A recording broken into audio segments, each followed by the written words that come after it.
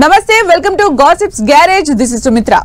అధికారం కోల్పోయాక వైసీపీకి తత్వం బోధపడిందా?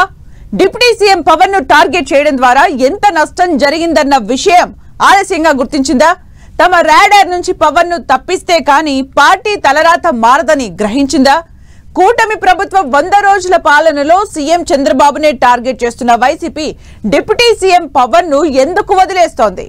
పవన్ తో పెట్టుకుంటే మటాషే అని భావిస్తోందా, లేక పవన్ ను ప్రసన్నం చేసుకునే పని ఇప్పటి నుంచే మొదలు పెట్టిందా?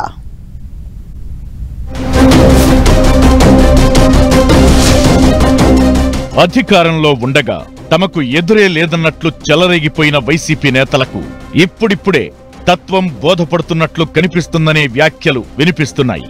ఇటీవల కాలంలో వివిధ అంశాలపై ఆ పార్టీ స్పందిస్తున్న తీరు చూస్తే కొన్ని విషయాల్లో వైసీపీ వైఖరి మారినట్లే కనిపిస్తోందంటున్నారు. ముఖ్యంగా ముఖ్యమంత్రి చంద్రబాబును మాత్రమే టార్గెట్ చేస్తున్న వైసీపీ కూటమి ప్రభుత్వంలో కీలక నేత డిప్యూటీ సీఎం పవన్ కళ్యాణ్ పై మెతక వైఖరి అవలంబిస్తున్నట్లు కనిపిస్తోందని విశ్లేషిస్తున్నారు పరిశీలకులు. ఇటీవల పిఠాపురంలో పర్యటించిన మాజీ ముఖ్యమంత్రి జగన్ స్థానిక ఎమ్మెల్యే పవన్ ను ఒక్క మాట కూడా అనకపోవడం వైసీపీ వైఖరిలో వచ్చిన మార్పును సూచిస్తోందంటున్నారు. పిఠాపురం పర్యటనలో పాపం పవన్ సినిమాల్లో నటిస్తే సీఎం చంద్రబాబు రాజకీయాల్లో నటిస్తున్నారని విమర్శించారు.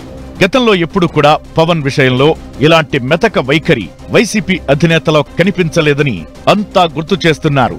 పవన్ పై అవసరం ఉన్నా లేకపోయినా వ్యక్తిగత విమర్శలు చేసే జగన్ ఆయన సొంత నియోజకవర్గంలో పల్లెత్తు మాట్లాడకపోవడమే చర్చకు దారితీస్తోంది.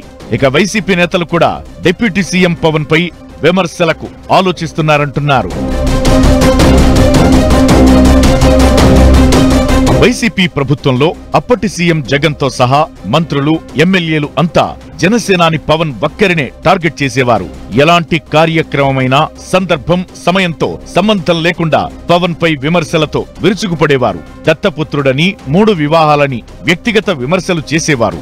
మాస్ హీరోగా తెలుగు రాష్ట్రాల్లో సూపర్ క్రేజ్ ఉన్న పవన్ పై ఈ విమర్శలు యువతను బాగా ప్రభావితం చేశాయనే విశ్లేషణలు ఉన్నాయి. ఇక పవన్ ఒక్కరే కాదు, సినీ రంగానికి చెందిన ఎందరో హీరోలను వైసీపీ పెద్దలు చులకనగా చూసేవారనే విమర్శలు వినిపించేవి. Megastar Chiranjeevi, super star Rajinikanth పైన విమర్శలకు వెనక్కి తగ్గేవారు కాదు. మెగాస్టార్ పై మాజీ మంత్రి కొడాలి నాని వివాదాస్పద వ్యాఖ్యలు చేస్తే సూపర్ స్టార్ రజనీకాంత్ పై మొత్తం వైసీపీ బ్యాచ్ ఇష్టం వచ్చినట్లు చెలరేగిపోయారు. ఈ ఫలితం ఎన్నికల్లో స్పష్టంగా కనిపించడంతో ఇప్పుడు తమ వైఖరి మార్చుకున్నట్లు కనిపిస్తోందంటున్నారు. అసెంబ్లీ ఎన్నికల్లో వైసీపీ ఓటమి చెందడానికి ముఖ్య కారణం పవన్ కళ్యాణ్ మాత్రమేనని భావిస్తోందట వైసీపీ. పవన్, చంద్రబాబు చేతులు కలపకపోతే తమకు ఇంత డ్యామేజ్ జరిగేది కాదంటున్నారు వైసీపీ నేతలు. పవన్ ను అనవసరంగా కెలికి నష్టపోయామనే భావనలో ఉన్నారంటున్నారు. దీంతో భవిష్యత్లో పవన్ తో శత్రుత్వం పెంచుకోకుండా జాగ్రత్తలు తీసుకుంటున్నట్టు చెబుతున్నారు. అందుకే కూటమి ప్రభుత్వం ఏర్పడిన నుంచి తమ విమర్శల దాడిలో వాడి తగ్గించేశారు. కేవలం చంద్రబాబు, టీడీపీ మంత్రులను టార్గెట్ చేస్తున్న వైసీపీ నేతలు డిప్యూటీ సీఎం పవన్ ను ఏమాత్రం టచ్ చేయడం లేదు. ఒకవేళ పవన్ ను టచ్ చేస్తే ఏం జరిగిందో, ఏం జరగబోతోందో అన్న విషయాలపై స్పష్టమైన ఆలోచన ఉండటంతోనే ఎలాంటి విమర్శలకు దిగడం లేదంటున్నారు.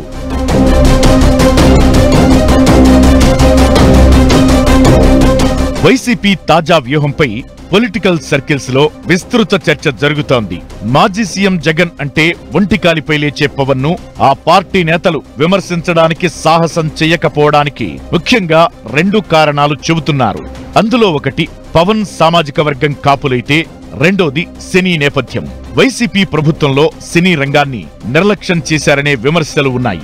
151 సీట్లు గెలిచిన జగనే ప్రజల్లో నిజమైన హీరో అనే భ్రమతో సినీ పెద్దలను తీవ్ర అవమానాలకు గురిచేశారనే ఆరోపణలు ఉన్నాయి. సినీ పరిశ్రమ ఎదుర్కొంటున్న కష్టాలు చెప్పేందుకు అప్పటి సీఎం జగన్ ను కలిసేందుకు మెగాస్టార్ చిరంజీవితో సహా టాలీవుడ్ ప్రముఖులు వస్తే వారిని అవమానించేలా వ్యవహరించడం, చిరంజీవి దండం పెట్టిన వీడియోను ఎడిట్ చేసి విడుదల చేయడం అభిమానులను కలిచివేసిందంటున్నారు. దీంతో సినీ అభిమానులంతా ఏకమై కూటమికి జై కొట్టారని అంటున్నారు.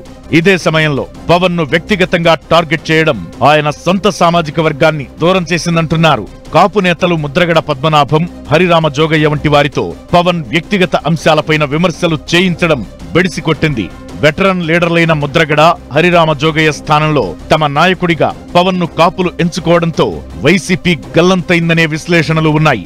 అందుకే 2019 ఎన్నికల్లో కాపుల మద్దతుతో గోదావరి జిల్లాల్లో ప్రభావం చూపిన వైసీపీ ఈ ఎన్నికల్లో అస్సలు ఖాతా తెరవలేకపోయిందంటున్నారు.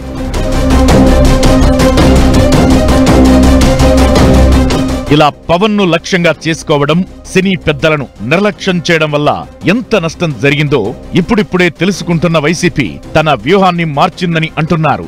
అందుకే ముఖ్యమంత్రి చంద్రబాబును టార్గెట్ చేస్తూ విమర్శలు గుప్పిస్తూ ప్రభుత్వంలో పవన్ ఉన్నారన్న విషయమే తమకు తెలియదన్నట్లు వ్యవహరిస్తున్నారు. ఇలా చేయడం వల్ల 2014-19 మధ్య బీజేపీ విషయంలో అనుసరించిన విధానమే పవన్ పార్టీపై అవలంబించాలని భావిస్తున్నారంటున్నారు. 2014-19 మధ్య ప్రభుత్వంలో బీజేపీ భాగస్వామిగా ఉన్నప్పటికీ చంద్రబాబుపైనే దాడి చేసిన వైసీపీ బీజేపీతో స్నేహం పెంచుకోగలిగింది.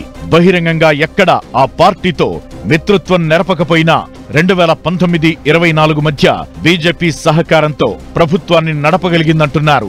ఇప్పుడు కూడా పవన్ తో స్నేహం లేకపోయినా శత్రుత్వం పెంచుకోకూడదని వైసీపీ పెద్దలు ఆలోచిస్తున్నట్లు ప్రచారం జరుగుతోంది. ఈ పరిస్థితుల్లో భవిష్యత్ రాజకీయ పరిణామాలు ఆసక్తికరంగా మారాయి. వైసీపీ వ్యూహం ఎంతవరకు ఫలిస్తుందనేది వేచి చూడాల్సి ఉంది.